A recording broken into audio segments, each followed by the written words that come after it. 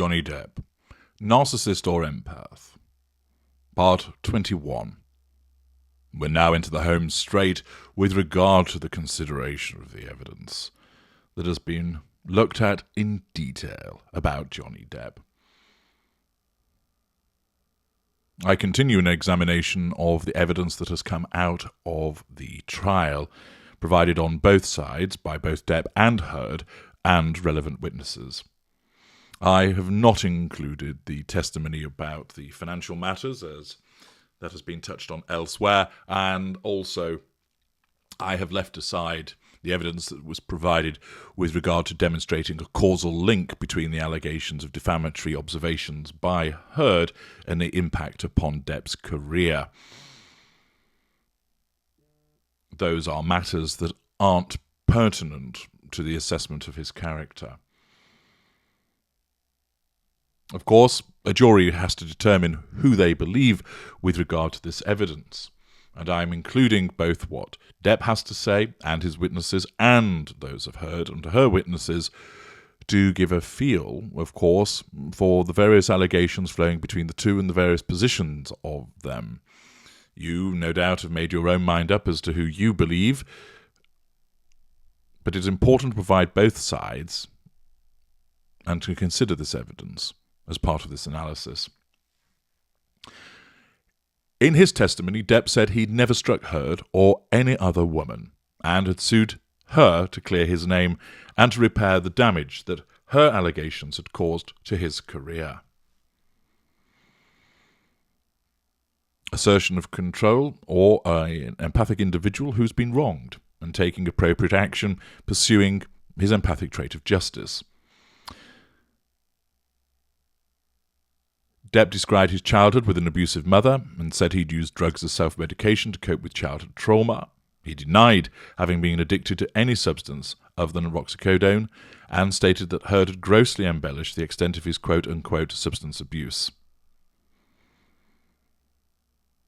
We've heard, of course, from lots of different pieces of evidence, the extent of his substance abuse, and therefore the denial that he issues there may well be his narcissism at work, if we find him to be that, denying that he has a problem.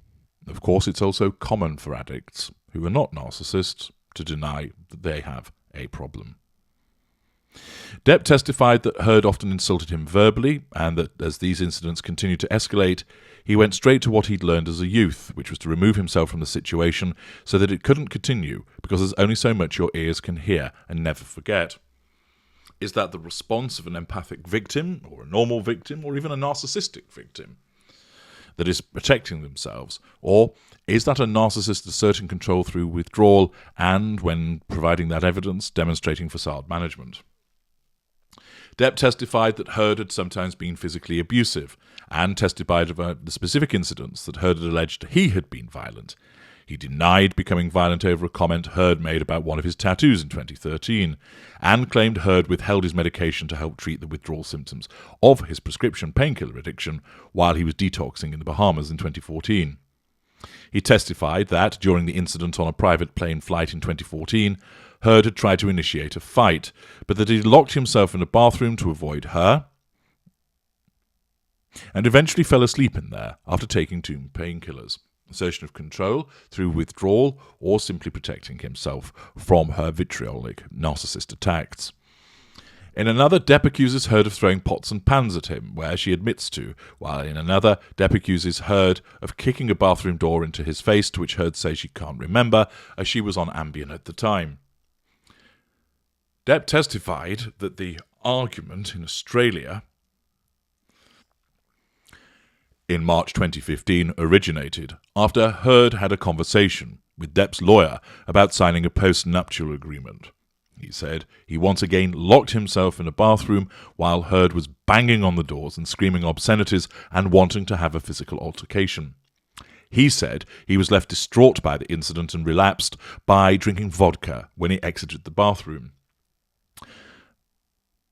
A traumatic response to the incident, or is this simply him failing to demonstrate accountability and succumbing to his addictions?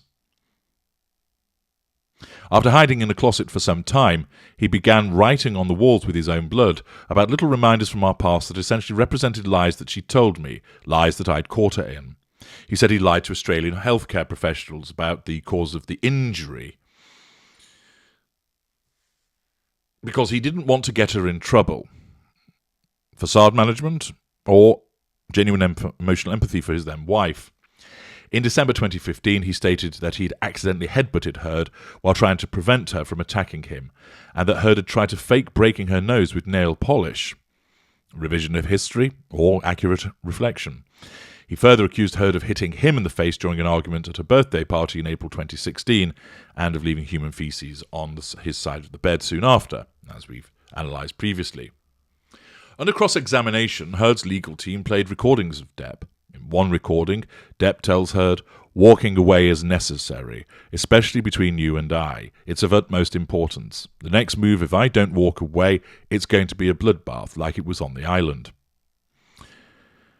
This shows a consistency of Depp's behaviours in terms of walking away, either knowing that this is the most appropriate way to deal with an aggressor, or that it's his narcissism driving him to assert control by causing him to withdraw.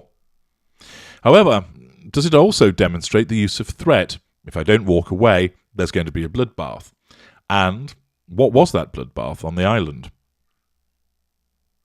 In some of the audio recordings, Depp shouted insults and vulgarities at Heard. Is this the assertion of control through the use of insult and vulgarity, or is this merely a reaction to the trauma that he's been experiencing as a consequence of her behaviour towards him? In another recording, Heard says she ended their relationship after you beat the shit out of me. And later on in the same conversation, Depp says he made a huge mistake, but it was unclear what mistake Depp was referring to. Regarding a recording where Heard tells Depp to put his cigarettes out on someone else, Depp testified his belief that Heard grossly exaggerated. In a different recording, Heard tells Depp, "I want couch. By the way, you just threw a fucking cigarette on me." Depp testified that the incident was about Heard ordering me on the couch, denied putting out a cigarette on her, but acknowledged that he may have flicked cigarette ash at her. In a recording from July 2016, after the couple had filed for divorce and after Heard filed for a temporary restraining order, Depp asks Heard, "Where do you want the scar?" Namely, where should he cut himself? While Heard responds by repeatedly asking Depp not to cut himself.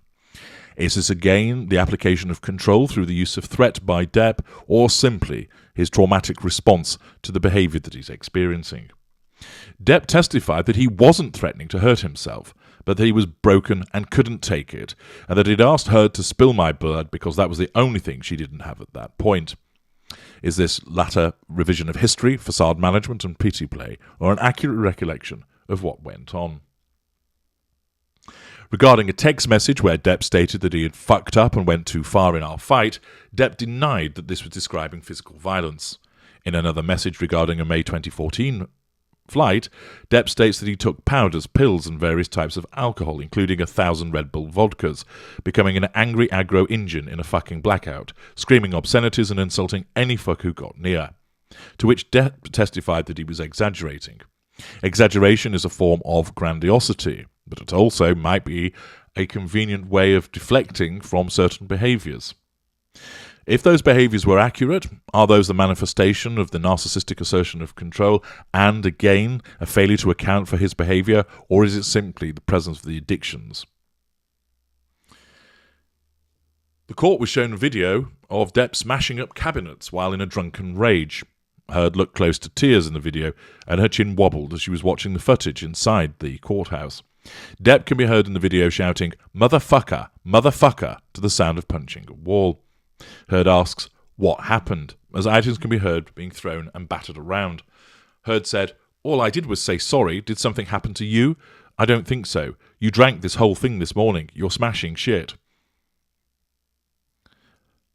Heard's lawyer, Rottenborn, said to the court, "This is at your house in West Hollywood. That's you on the video. You were violent."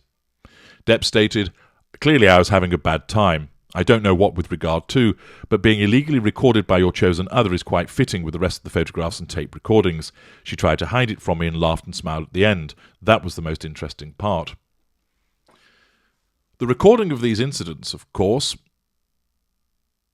is likely to be Heard asserting control over Depp by recording it in the moment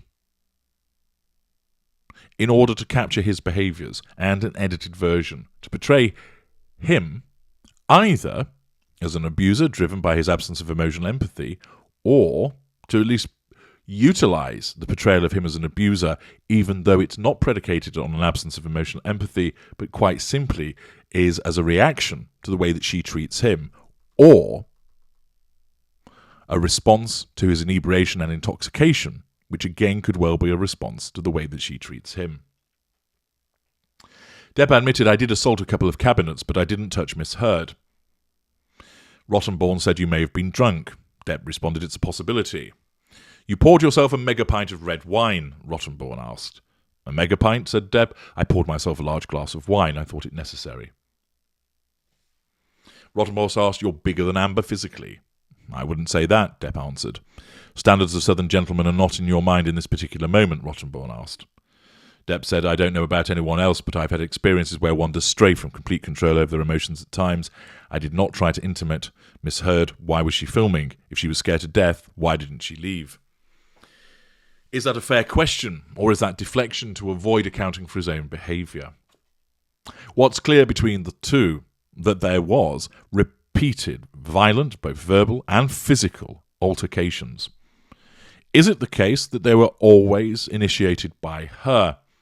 Is it the case that this is two narcissists colliding? Or is it the case that he's the aggressor and she responds as a victim to it? Or is it the other way around? These are questions that the jury has to answer, but it continues to form a picture with regard to the repeated behaviours of Johnny Depp for the purpose of this analysis. In Part 22, we will consider further evidence that was provided in the trial, this time coming from supporting witnesses.